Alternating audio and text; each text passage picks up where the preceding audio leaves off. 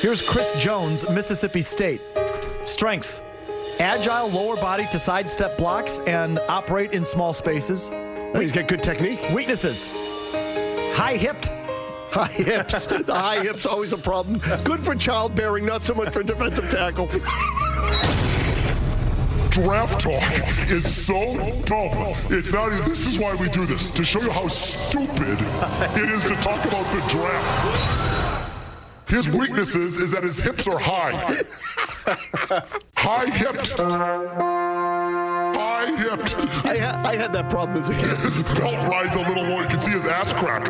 High-hipped. High-hipped. He plays a little stiff. Doesn't consistently bend at his knees. This is a stiff fellow. High-hipped. High-hipped. High-hipped. High-hipped. I've never heard that before. I like him. Good value. Being high-hips.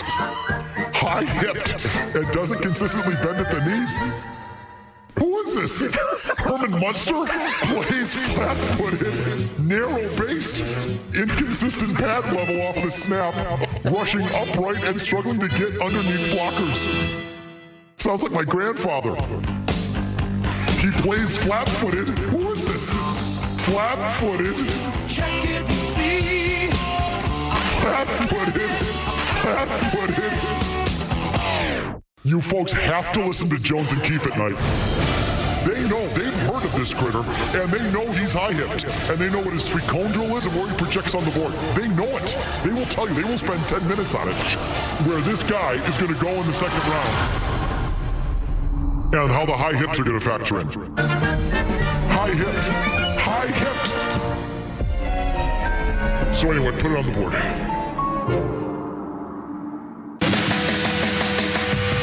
Another blast from the past there. Chris Jones turned into a really good player. Once again, proving how silly most of this pre-draft analysis is. His hips were too high. That guy's a really good NFL player. Felger Mazz's Big Board and exclusive draft coverage is brought to you by the Peterson School, drafting the hardest working people in the trades in Woburn, Westwood, and now Worcester. Classes enrolling now at petersonschool.com. Outside linebackers will be on the board. We got three Chucks with the little footballs and the markers. Murray and Mazz here from our Town for Tire studios. We are ready to go. Murray with the first throw. Big one, big round here. Ooh, that was blue, right? Blue? It's a big splat. That would be Cameron McGrone.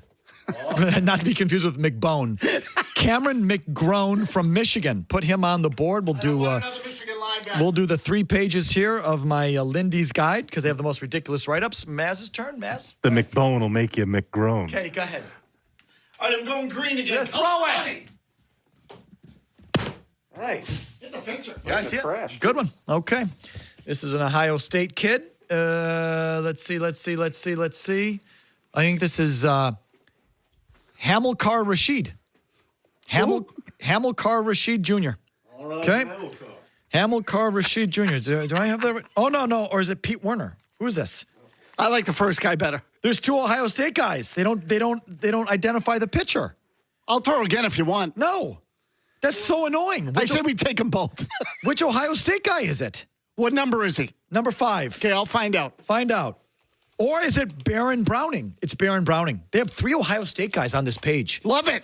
Baron Browning. That's who he hit. So Bert Preer must have written it. For the record, Baron Browning, Ohio State. That's who Mazz hit. Okay? It took me a while to figure it out because they had 3 Ohio State guys on that page.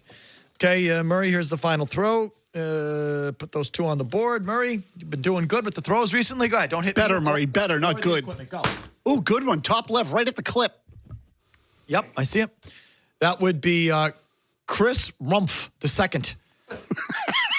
Give the governor a harumph. Chris Rumph. I was just going to say it, his brother. From Duke. Mazz, outside linebacker, are you in need of the Patriots here? Oh, yeah, absolutely in need. Harumph. It's like the Mingo brothers. Barkevius, Hugh, and Hugh Tavius. I don't know why that still makes me laugh, but it does. You're still fuming about the Nick Cattles thing. Oh, seriously. I'm all geeked up by that. I got to come back down. Okay. The 3 players on the board here. I don't like our picks today. I can't lie to you. I don't like them. I don't like the way I've been throwing. Ever since I broke the TV, I've been holding back on the release. Cameron McGrone. Give the governor a McGrone. Michigan, 6'1", 236. Strengths. Flashes quick speed and excellent range. Too small. Offering moneybacker-like speed. Moneybacker? That's so... Yeah, don't be confused with the honey badger. He's the moneybacker. That is so corny. Offering moneybacker-like speed to both close in on tackles and offer sideline-to-sideline range. Moves well and handles short coverage assignments at a promising rate. Should be used as a will linebacker, Mazz. That's weak side. Cattles. Allowing him to capitalize on his skill set and minimize his weaknesses.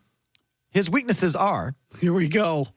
Often gets stuck on blocks often gets stuck on blocks rather easily.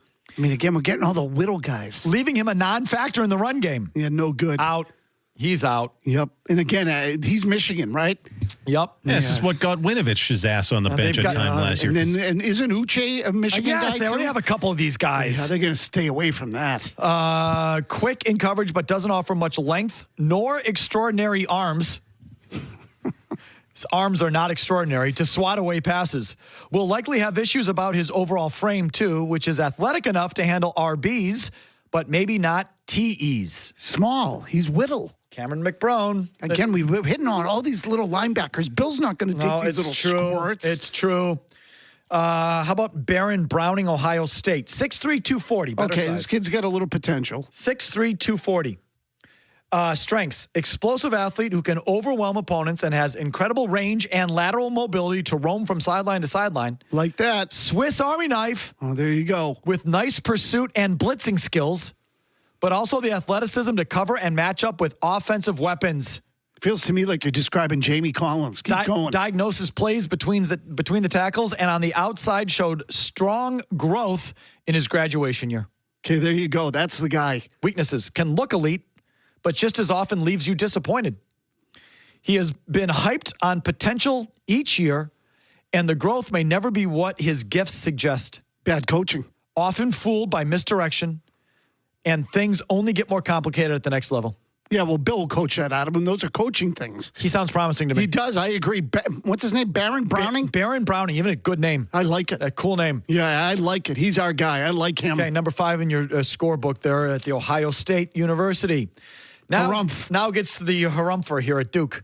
Chris Rumph II. The second. So there's another Chris Rumph roaming the planet. 6'3", 235, lean, lanky frame with plenty of room for additional muscle mass. Good.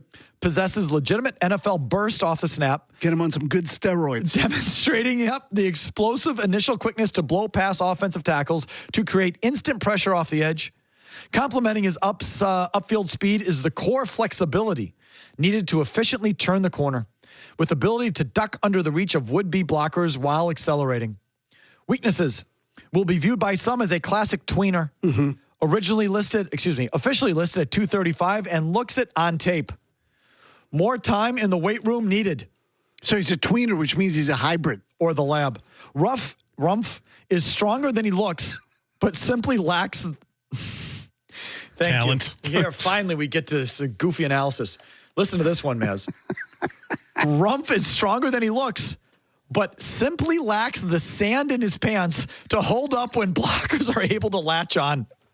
So is that a big lump of sand in your pants, or you just got a big set of balls, buddy? That's what I want to know. Yeah, all we can do is just stick a needle in there with that sand. We'll be ready to go get him up to speed. He lacks the sand in his pants.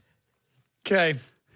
Put him on the board, be that as it may. Which side of his pants is the sand? Okay, just because if it's in the front, that might be part of the problem. Dump a big load of sand in his pants, and you can't move the guy. You got 3 more on the board. That thus concludes the Felger Mazz big board. I hate our linebackers. I don't like them overall. I like the Ohio State kid. Yep, Brandon Browning. Him. Brandon Browning. Put him on the board. Okay, Baron Browning. Put him on the board, and put this guy with the sand in his pants on the board too. Chris Rumph II. Back to your calls. We've hit on everything today. Okay, we circle back to the Brad Stevens contract thing with some great Jeff Goodman sound. We did a Bruins minute and taking a harder look at that team and what they really need now to contend for the Cup. Because if they're going to tease us like this, well, we might as well now go all in and look at all their faults and see if they can be corrected. So we've done that. And honestly and obviously, the John Henry thing, the pile of dung he stepped in on the in Britain with the soccer world. That's maybe the lead story. We'll take your calls on that. I promise. Your phone's on all of it right after Murray's 90-second update. No commercials. From the Town Fair Tire Studios, Boston's home for sports is WBZ FM and HD Boston 98.5, the Sports Hub, the Beasley Media Group station.